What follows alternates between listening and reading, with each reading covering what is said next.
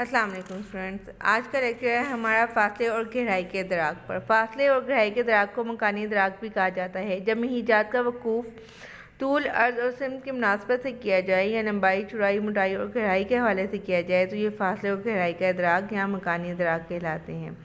لمبائی کا تعلق دوری اور قربت سے ہے۔ جب ہم کہتے ہیں کہ فلاں سڑک کتنی لمبی ہے تو اس سے مراد ہے کہ اس کا نقطہ آغاز سے نقطہ اختتام تک۔ چوڑائی کو بھی اسی طرح بتایا جائے گا کہ کہاں سے شروع ہوئی اور کہاں سے کہاں تک۔ ایک سرے سے دوسرے سرے میں جتنا زیادہ فاصلہ ہوگا وہ چیز اتنی ہی موٹی ہوگی۔ کسی چیز کی گہرائی کا بھی یہی انداز ہے۔ اچھا جی،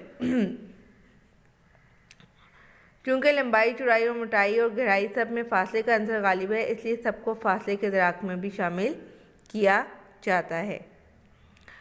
فاصلے اور گہرائی فاصلے کا ادراک ہماری زندگی میں بہت اہم ہے۔ اسی کی بدولت ہم دور اور نزدیک کی شاخ کو جانتے ہیں اور حادثات سے بچتے ہیں۔ فاصلے اور گہرائی کے ادراک میں اگرچہ ہم تمام حواس سے مدد لیتے ہیں مگر سمعی اور بصری حواس سب سے زیادہ اس میں اہم ہیں۔ ہماری آنکھیں ماحول سے مختلف علامات اور اشارات وصول کرتی ہیں اور یہ ہیلپ کرتے ہیں فاصلے اور گہرائی کے ادراک میں۔ یہ ادراک ایک آنکھ سے بھی کیا جا سکتا ہے اور دونوں آنکھوں سے بھی۔ اسی طرح کانوں سے سمعی اشارے وصول کیے جاتے ہیں جن سے حواس کے فاصلے اور سمت کا تعین کیا جاتا ہے۔ سمعی اشارے ایک کان سے بھی وصول کیے جاتے ہیں اور دونوں کانوں سے بھی۔ اب ہم ان سمعی اور بصری اشارات کو باری باری تفصیل سے ڈسکس کرتے ہیں۔ بصری مکانی ادراک۔ گہرائی اور فاصلے کے ادراک میں فطری طور پر عرض و شکل کی صورت میں ادراکی تنظیم پائی جاتی ہے۔ عرض اور شکل کا تاثر بھی گہرائی کی بنیاد بنتا ہے۔ گہرائی اور فاصلے کا بصری ادراک دو طرح کے علامات سے حاصل کیا جاتا ہے۔ بیٹا بیسیکلی بصری ادراک ہم لوگ کرتے ہیں دو طرح سے، ایک آنکھ سے اور دونوں آنکھوں سے، ٹھیک ہے۔ ایک آنکھ سے کیسے کرتے ہیں اس کے لیے کچھ اشارات ہیں۔ اس میں اضافی حالت ہے۔ اگر بصری احاطے میں اگر کوئی چیز پوری طرح سے ہمیں واضح نہ ہو، کسی چیز نے اس کو ڈھانپ لیا ہو تو ہمیں لگتا ہے کہ جس چیز نے اس کو ڈھانپا ہوا ہے وہ آگے کی طرف ہے، وہ قریب ہے، اور جو چیز ڈھکی ہوئی ہے، کلیئر نظر نہیں آ رہی ہے، وہ فاصلے پہ ہے۔ یہاں پہ آپ کو ایک پکچر میں یہ اگزامپل نظر آ رہی ہے۔ ٹرائنگل ہمیں سب سے آگے محسوس ہوتا ہے کیونکہ ٹرائنگل اسکیئر کو ٹرائنگل نے ڈھانپا ہوا ہے، ریکٹینگل کو، تو ریکٹینگل ہمیں ٹرائنگل کے پیچھے فیل ہوتا ہے اور ٹرائنگل نے ریکٹینگل اور سرکل دونوں کو ڈھکا ہوا ہے، اس لیے ہمیں دونوں چیزیں دور محسوس ہو رہی ہیں اور ٹرائنگل قریب۔ یہ اضافی حالت کہلائے گی، ٹھیک ہو گیا۔ دوسری علامت جو ہمیں نظر آتی ہے وہ ہے اضافی حرکت۔ ہماری بصری احاطے میں جس انداز سے چیزیں گزرتی ہیں اس سے ان کے فاصلے کا ادراک ہوتا ہے۔ بصری احاطے میں تیزی سے گزرنے والی اشیاء قربت کا تاثر دیتی ہیں۔ مثلا گاڑی میں سفر کرتے وقت قریب کی اشیاء بہت تیزی سے مخالف سمت میں حرکت کرتی ہوئی نظر آتی ہیں۔ اس سے ذرا فاصلے کی چیزیں قدرے کم رفتار سے مخالف سمت میں حرکت کرتی ہوئی نظر آتی ہیں اور زیادہ دور کی چیزیں بہت کم رفتار میں۔ کبھی آپ گاڑی میں سفر کر رہے ہوں تو آپ کی جو قریب کی چیزیں ہیں وہ جلدی پیچھے کو جا رہی ہیں اور جو دور کی چیزیں وہ آپ کے ساتھ ساتھ ٹریول کر رہی ہیں۔ اسے کیا کہیں گے؟ اضافی حرکت۔ جیسے چاند ہے، یوں لگتا ہے وہ تو ہمارے ساتھ ہی چل رہا ہے۔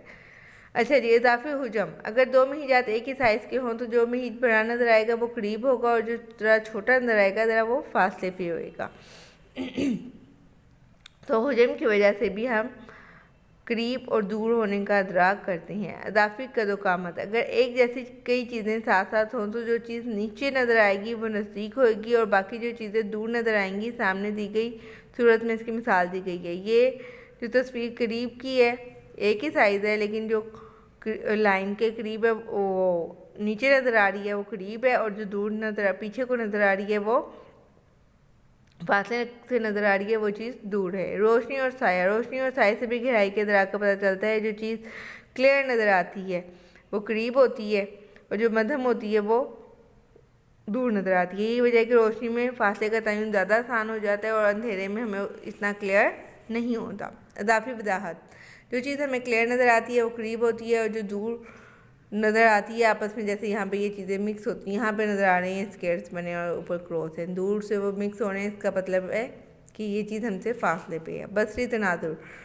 دو ایک جیسے متوازی چیزیں جیسے سڑک ہو گئی یا ٹرین کی پٹری ہو گئی قریب سے وہ آپ کو الگ نظر آ رہی ہیں اور آخر میں وہ ملتی ہوئی نظر آ رہی ہیں. تو جہاں سے وہ مل رہی ہیں وہ اس بات کا ادراک دے رہی ہیں کہ وہ ہم سے فاصلے پہ ہیں. تطابق، اکوموڈیشن، تطبیق بھی کہتے ہیں. ہماری آنکھیں جب کسی چیز کو دیکھتی ہیں تو اس کے مطابق محل وقوع کے مطابق اپنے آپ کو ڈھال لیتی ہیں. فاصلے والے مہیج کے لیے آنکھ کا عدسہ جو ہے وہ سکڑ جاتا ہے، جبکہ نزدیک کے مہیج کے لیے عدسہ مہدم یعنی موٹا ہو جاتا ہے. ایسے کہ یہ صلاحیت ہمیں مکانی ادراک میں مددگار ثابت کرتی ہے. سطح کی بنائی چنائی. قریب والے مہیج کی سطح کی جزیات بہت واضح ہوتی ہیں. اس کے تمام ساختی عناصر بہت نمایاں ہوتے ہیں. جو شے جو ہے مہیج شے سے فاصلہ بڑھ جاتا ہے، مہیج شے کی سطح عمدہ اور ہموار لگنا شروع ہو جاتی ہے. کالج کے گراؤنڈ اگر دور سے دیکھیں تو گھاس بڑی ہموار، بڑی خوبصورت نظر آتی ہے، لیکن قریب کھڑے ہو کر دیکھیں تو پتہ چلتا ہے کہ وہاں پہ کیسی کٹائی ہوئی ہے. کہیں وہ چھوٹی ہے، کہیں سے وہ بڑی ہے، یا کہیں گڑھے ہیں، اس طرح سے. اب آ جاتی ہے دو چشمی علامات. دونوں آنکھوں سے موصول ہونے والی درج ذیل علامات ہمیں گہرائی اور فاصلے کا ادراک کرنے میں مددگار ثابت ہوتی ہیں. اس میں ہے شبکیہ کا اختلاف. شبکیہ کے اختلاف میں مکانی ادراک کی صلاحیت کا انحصار ہمارے بصری نظام پہ ہے. دونوں آنکھوں کے عدسوں میں 6.3 سینٹی میٹر کا فاصلہ پایا جاتا ہے، جس کی وجہ سے دونوں آنکھوں میں بننے والے عکس ایک دوسرے سے قدرے مختلف ہوتے ہیں. اسی فرق کو شبکیہ کا اختلاف کہتے ہیں.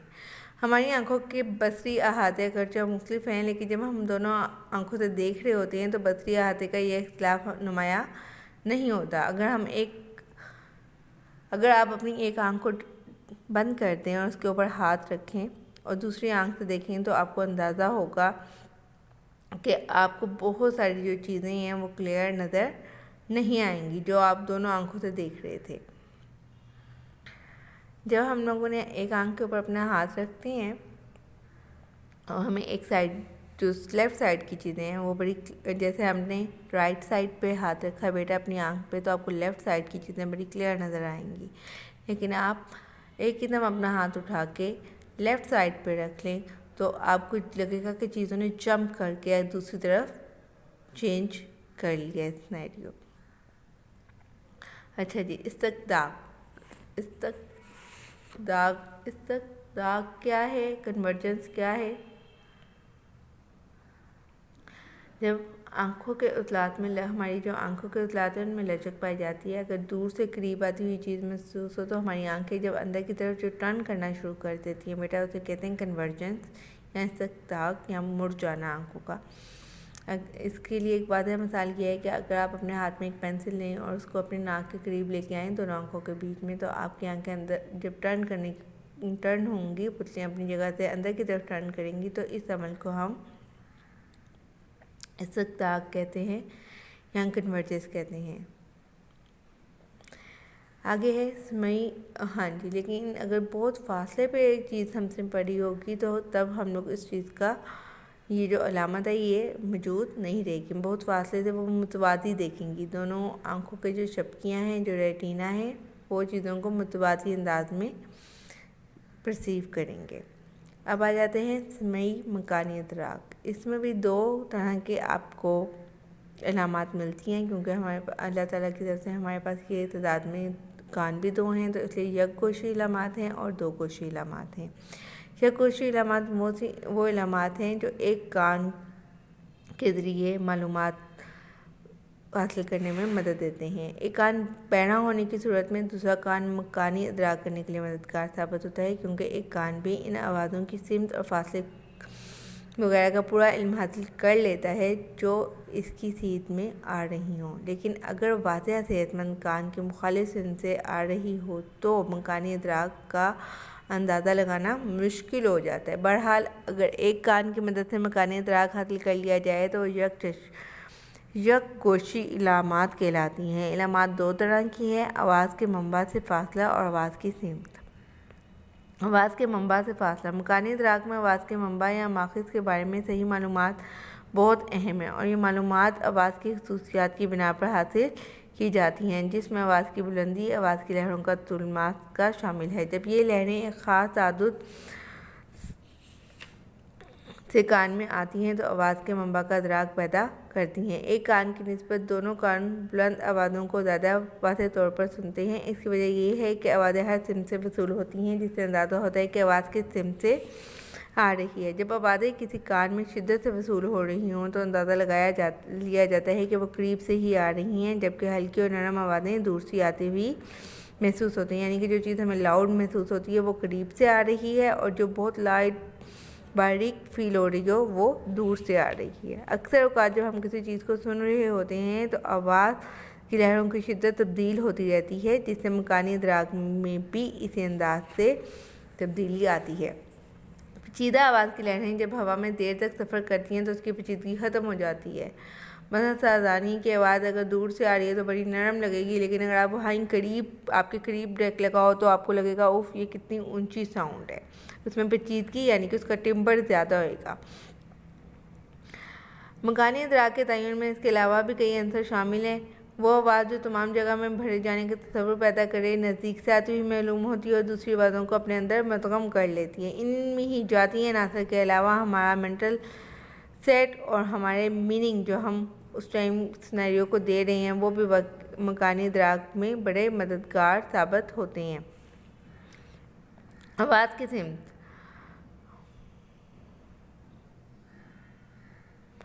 عام حالات میں کسی اور علامت کی عدم موجودگی میں ہم صرف آواز کے ذریعے بھی فاصلے کا ادراک حاصل کر سکتے ہیں۔ یہ ادراک اگرچہ ایک کان کی مدد سے بھی لیا جا سکتا ہے، تاہم اس میں خاصی دقت پیش آتی ہے۔ صوتی لہریں صوتی منبع یا ماخذ سے ہوا کے دوش پر تمام اطراف میں پھیل جاتی ہیں۔ حقیقتاً جب ہوا کان کے پردے سے ٹکراتی ہے تو اسے آواز کی سمت اور منبع یا ماخذ کے بارے میں ادراک نہیں ہوتا۔ مثلا ایک کان آواز کے ایک یا دو مختلف منبعوں سے ایک ہی وقت میں تاثر حاصل کرتا ہے اور ان کا فاصلہ بھی کم و بیش ایک جیسا ہوتا ہے، لیکن ان کی سمتیں ایک کان سے ادراک کرنے والا فرد میں مختلف ہوتے ہیں تو اس کے کان پر دونوں سمتوں سے آواز ایک ہی انداز میں اثر کرے گی اور فرد کا کان سمتوں کے درمیان تمیز کرنے میں ناکام رہے گا۔ تاہم ایک کان کی نسبت دونوں کان ان علامات کو وصول کر کے آواز کے منبع کی صحیح تمیز کر سکتے ہیں۔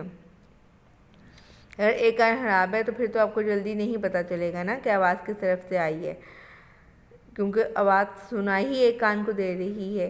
لیکن اگر دونوں کان میسج وصول کریں گے تو جس کان کو پہلے آواز فیل ہوئی تو وہ اس سے سمت کا تعین کیا جا سکے گا۔ دو گوشی علامات کی وجہ سے مکانی ادراک عام حالات میں دونوں کانوں سے آواز کی سمت کا تعین کیا جاتا ہے۔ وہ علامات جو ممکنہ حد تک صوتی منبع یعنی کہ جہاں سے آواز آ رہی ہے جو اوریجن ہے دونوں کانوں کی مدد سے معلوم کر سکے تو اسے دو گوشی علامات کہتے ہیں۔ ان کے بھی آگے سے وصول کرنے کی دو جو علامات وہ طریقہ کار ہیں وہ چار ہیں۔ لمحاتی اختلاف، ٹائم ڈفرینس، جس کان کو پہلے فیل ہوگی چند لمحوں کے فرق کے ساتھ دوسرے کان کو بھی فوراً سے محسوس ہو جائے گی۔